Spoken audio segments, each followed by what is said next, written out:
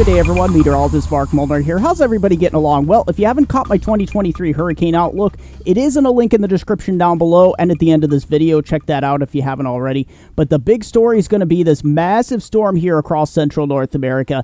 It is pushing some massively warm air. This ridge, this Omega ridge, has pushed all this warm air up here into Canada and then into the eastern part of North America as well. It's causing a lot of wildfires up here in central Canada. But watch what happens here. We're going to see a major pattern flip here. This storm in the central part of the country is going to initiate this big flip. Look what's going on here. We got a big old ridge developing out west and a big trough developing here across the east. And the timestamp shows this is towards May 16th here. Look at this. And as we continue in time, things are just going to intensify here across the east. Look at these low pressure systems. This almost looks like Alberta Clippers, only a little bit further to the north.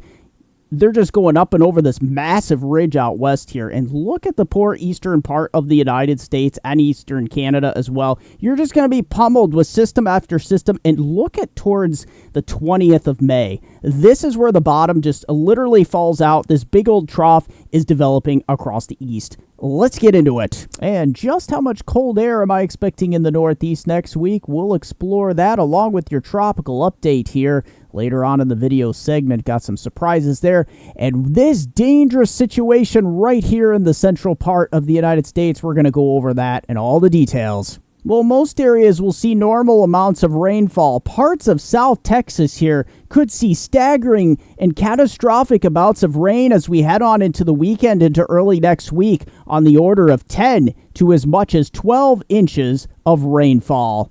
And what's going on with the tropics? We have a Cyclone Mocha forming in the Bay of Bengal that could cause some significant catastrophic problems, and I'll go over that in my entire tropical update later on in this video segment. And now a quick special announcement before we continue. I am proud to announce that I am now an affiliate with Trilogy Maps. TrilogyMaps.com, bringing you the most digital, customizable maps found nowhere else on the internet. These maps are simply stunning. It's an advanced layering system that makes these maps great for making forecast maps with ease, or any other maps that you would like to display important information on. The resolution on these maps is simply amazing. From the detail of everything here in the States, and you can also create stunning, digital, professional layered maps from also across the entire world. And don't forget, in checkout, the discount code option, use my code, MeteoMark, hit apply, and you will get 20% off your order. So if you want the most professional, customizable, and affordable weather maps found nowhere else on the internet, look no further than TrilogyMaps.com. Link in the description down below along with your discount code. And your severe weather for your Friday, TGIF. There's going to be two areas in particular, one across to Oklahoma and Texas here. This also comes with some flooding, which we're going to get into exact amounts. And then up here into parts of Nebraska and Missouri and Iowa and parts of eastern Kansas. And then as we head into Saturday, this shifts to South Texas, Austin to San Antonio on southward to Brownsville, but the flooding threat is going to be really bad. And then up towards Des Moines, Iowa as well, there's going to be a pocket of severe weather. All right, so as we head overnight into Thursday into Friday morning, this is what we're looking at. We're dealing with your HRRR future radar essentially here. This gives us a really good idea of where the severe weather and synoptic view in the next, 48 hours or so. You can see this, a low pressure system here across just east of Denver. That's going to be pushing up through the plains here. And watch this as we put this into motion. This system will be weakening as it heads to the east. This is 9 a.m. Friday, the 12th, and you see a lot of this precipitation moving to the northeast here. We will see resurgent flare-up of some showers and thunderstorms here across Nebraska, northern Illinois, South Dakota, and then look at this, a little resurgence here on the northern edge of Georgia here. Take a look at that. You could be waking up to some showers and thunderstorms here as you head into the afternoon hours as well. Look how that pushes to the east here. Look at this, and there is the big-time rain and thunderstorms developing across Texas as we head into Friday evening. Look at that. Even into Nebraska up here. Yeah, some of these could be strong, but watch this as we head in time. You actually get in on the act here in parts of the Ohio Valley. Now, these won't be severe. These will just be some gully washers pushing in. This is towards 7 p.m. So watch this as we head, I've talked about this last segment. this area, as we head into the first part of the weekend, could encounter some showers and thunderstorm activity. But watch this as we continue in time. Look at this. Your eyes are pretty much drawn to one spot. Yes, we do have some problems up here into parts of Ohio. 11 p.m. on Friday evening. Even up here, look at this comma head up here into Nebraska. So yeah, you know some of these thunderstorms, especially on the east edge here into Iowa, are going to be problematic and here into eastern Kansas. But look at here across Texas. This is a massive explosion of showers and thunderstorm activity. And watch what happens as we go throughout the overnight hours Friday. This is going to become a massive heavy rain event. I'm going to show you the rainfall totals across this area could be massive. So that's going to be a big thing in addition to the severe weather. And look at this. This system here in the Ohio Valley is weakening as we go in time here. So yeah, that's going to be a thing. You might see some increasing clouds here. This is 4 a.m. on Saturday morning. So you might be waking up to some slight pitter patter of rain on the roof. You just cannot compete with this. Look at this across Texas. This is going to be a major problem here. This is significant. There's going to be some major flood problems here. And this is going to be, not the fastest moving line, so to speak. And, there's going to be a lot of moisture to work with here. You do see here on the northern edge of the system, you might get some frisky thunderstorms up towards Iowa. And look at southwestern Pennsylvania, parts of West Virginia. Some of these could be some gully washers as you wake up Saturday morning. But look at this.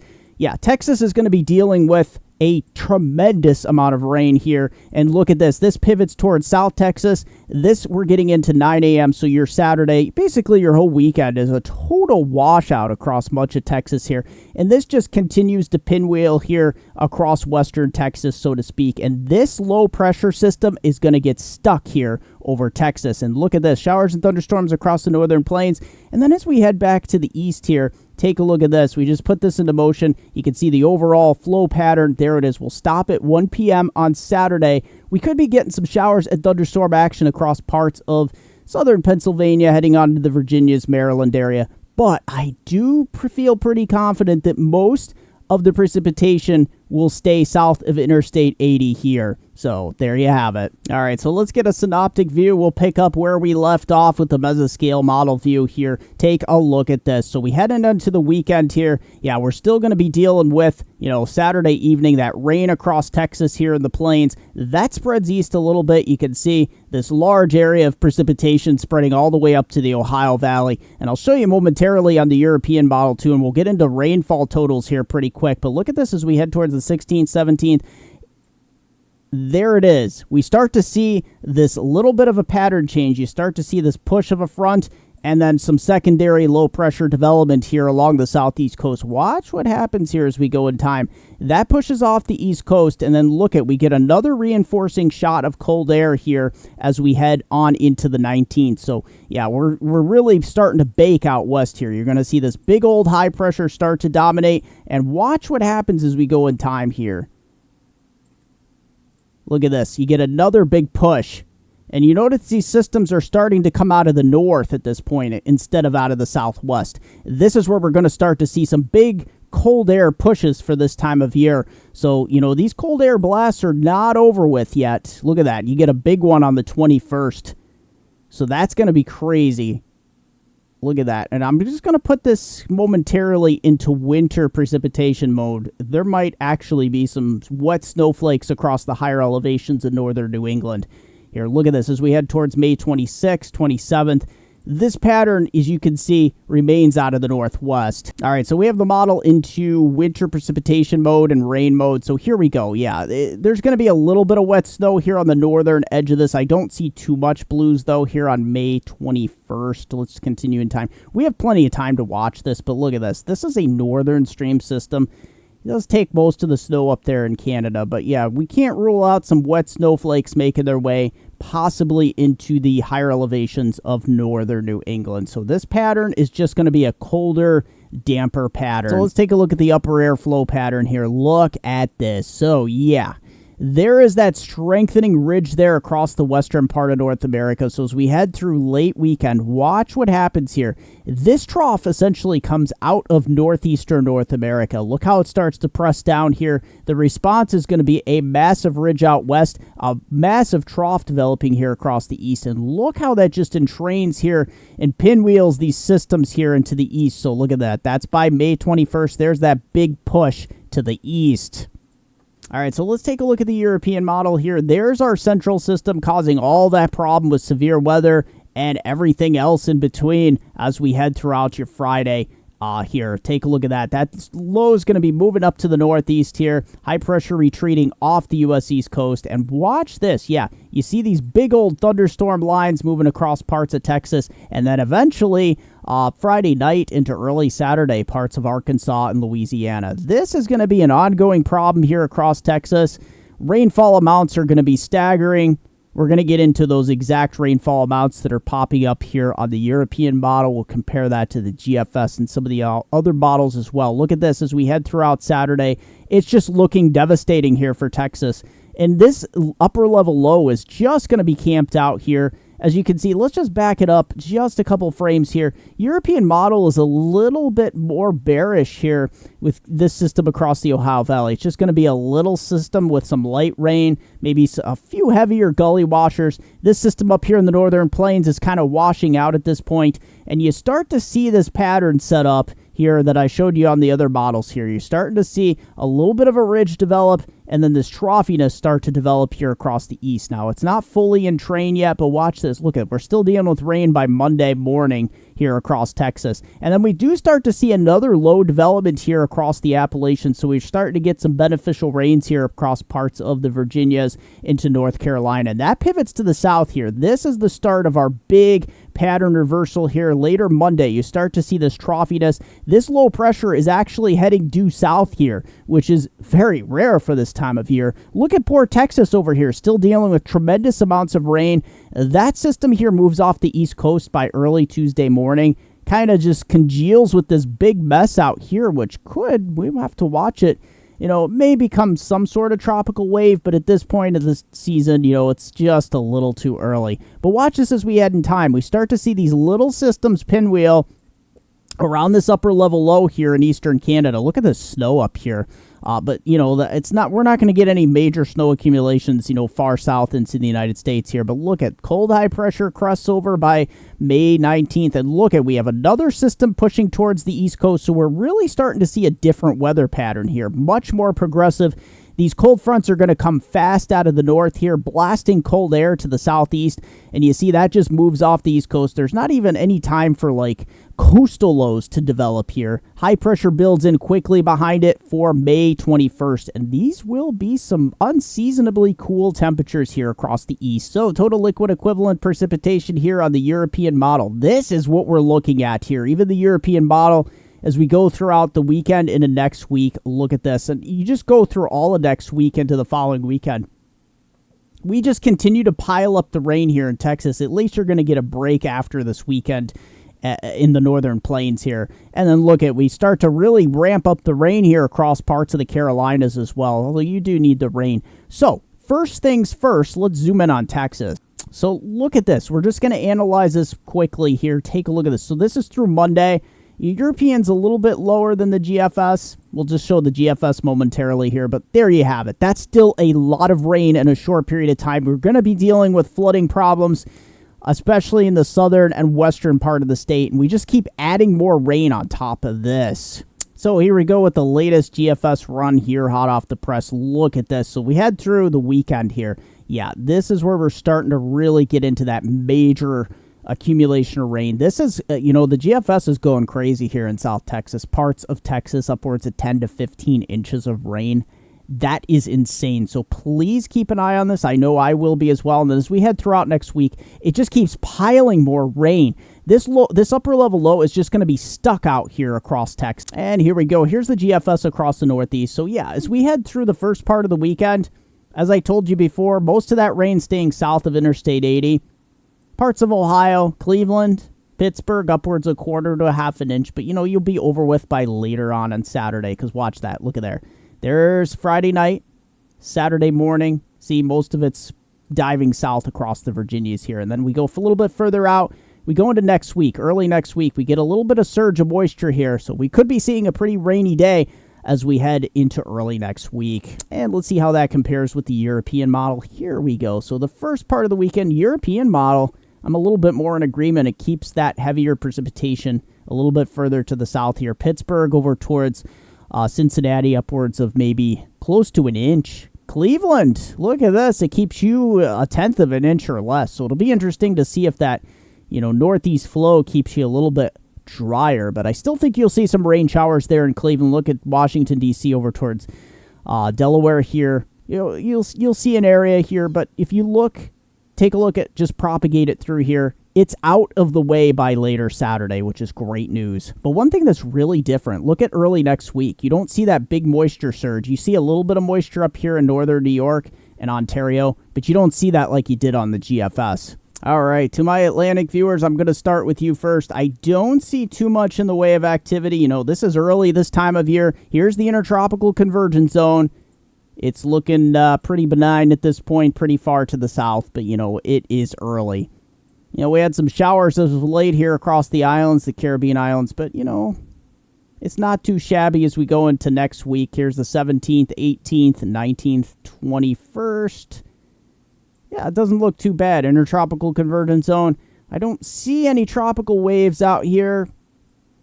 No stalled out fronts here in the Gulf of Mexico. We're starting the preseason off a little quiet here, but, it's not always how you start, it's how you finish here. So there you have it. It's looking pretty clear for the most part. We do start to see by May 27th here some shower and thunderstorm action here down in the southern Lesser Antilles. All right, so we're getting to the Western Pacific. Before I do, I'm going to take a detour here towards the Bay of Bengal here. This is Tropical Cyclone Mocha, rapidly going to become a cyclone and potentially a major cyclone here. Let's just back up this whole thing here.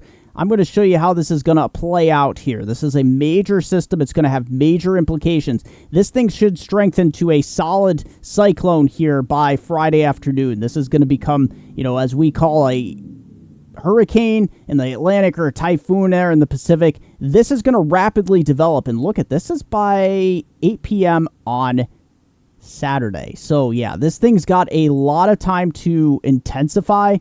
And there it is. It becomes pretty much a donut-shaped system. This thing is going to impact northern Myanmar here, as well as Burma near the Bangladesh border here. This region is susceptible to extreme storm surge, freshwater flooding, as well as storm surge flooding. And, some of the worst disastrous cyclones have actually hit in this area. Now, look how the landfall time frame is right around, there it is, May 14th at 2 p.m. So we're getting into, right in the middle of the weekend here. This is going to be a tremendous hit here. It is a fast mover, so thankfully the rainfall is probably going to be kept at a minimum, but the wind and the storm surge is going to be tremendous in these areas. Take a look at that. That is, and you can see how that's quickly going to move off to the northeast and kind of get embedded into the westerlies here. So, yeah, that's going to be a major system in the Bay of Bengal here. Now, let's get back to the Western Pacific. You're pretty clear here in the Philippines. It hasn't opened up yet for Japan and China yet for your tropical typhoon season. But watch as we head in time here. We're going to skip ahead a little bit. There's the 17th of May, the 18th of May. So, essentially, yeah, you're going to be dealing with the moisture, what's left of that cyclone up here in Japan by this point. So a lot of heavy rain. Won't be a cyclone anymore, but look at this. Yeah. See this here off the corner of your screen? This, the models have been picking up on this for quite some time, and we're going to continue to watch it here because this could actually be quite a formidable system. And look at how it really starts to intensify by May 22nd here. Here's the Philippines. There's Japan up here. Don't think this is going to become a land problem, a major land problem, but, it's way too early to tell here. Yeah, it's probably likely going to recurve. Here's, it's heading right between the Philippines and Japan here. Being that it's this far out, you still want to keep an eye on this.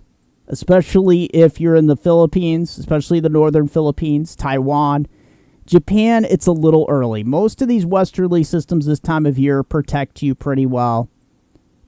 But look at this. I just wanted to put this out here. This is by May 27th, the morning of May 27th. You literally have a major typhoon staring down southern Japan here.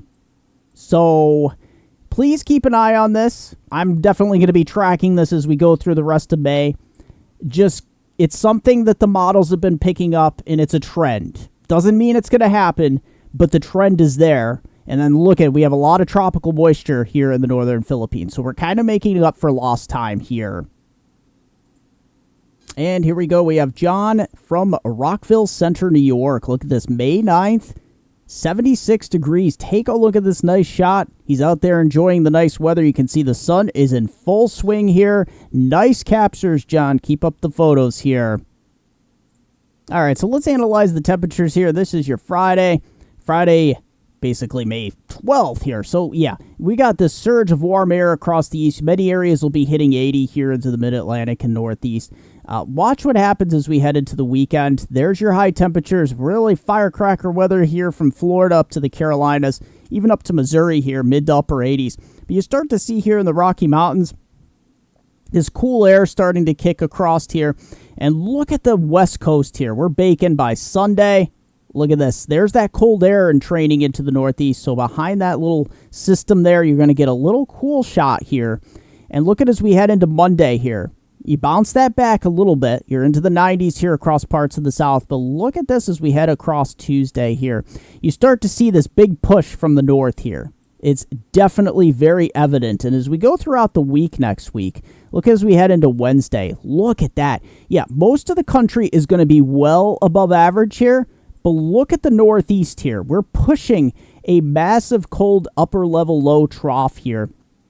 And as we head into Thursday here, we're in a battle zone here. We're stuck in the 60s, and then you head southwest to Pittsburgh here. From Pittsburgh on southwestward, you get into the 70s pretty rapidly. There's next Friday. We do see a push ahead of that next frontal boundary that's coming out of the north, but watch this as we head into next weekend. We're going to see that pinwheel a little bit farther to the south. There's next Saturday, the 20th. Look at this. Another cool shot, only in the 60s for highs. And that even gets colder on Sunday, May 21st. That might be one of your coldest days, stuck in the 50s in upstate New York. Extended outlook from hometown viewers, Binghamton to Scranton's Upper Susquehanna River Valley. Take a look at this. Friday through Tuesday, yes, Friday, sunny, high near mid-80s. Look at that, 86 degrees after a little cool start. And Saturday, we'll have some clouds in the morning, burning off 79 degrees, not looking bad. We'll have a little cool front move through for Sunday, but 67 degrees is still beautiful for this time of year. Into Monday, a little warming trend towards 73, and then we have that next system, potential for rain showers in the afternoon. Tuesday, heading up towards 71, but temperatures could take a tumble as we head throughout the week. Thanks for joining me for this edition of MeteoMark's Weather. As always, I just want to make you aware of my new affiliate, Trilogy Maps. I use their maps every day. I just love them. They are high performance, high resolution. The layering system can't be beat. And I just wanted to say, when you do go to their website, I have the link down below, and you use my code MeteoMark, that gives you 20% off. That's the only way you can get 20% off. Use the code MeteoMark. It does open up me eligible for a commission based off that, but there's no additional money being made in that way. So I just wanted to disclose that to you. It's a product I truly believe in. If you love maps, making weather maps, or you're into maps with data on them, I mean, this is a great mapping system for you. It works wonderful. I've been trying it with Photoshop, and it works wonderful. So don't forget to try out my Hurricane 2023 Outlook, link in the description down below. Also, it's a link ahead of you on the screen as well. This is an Outlook I came out with last week, so check it out if you haven't already. The entire Hurricane 2023 season, my take on it. Also, Facebook at MeteoMark. Also at Weather Eastern and Hurricane Northeastern, and Twitter at Weather Eastern. Thanks for joining me.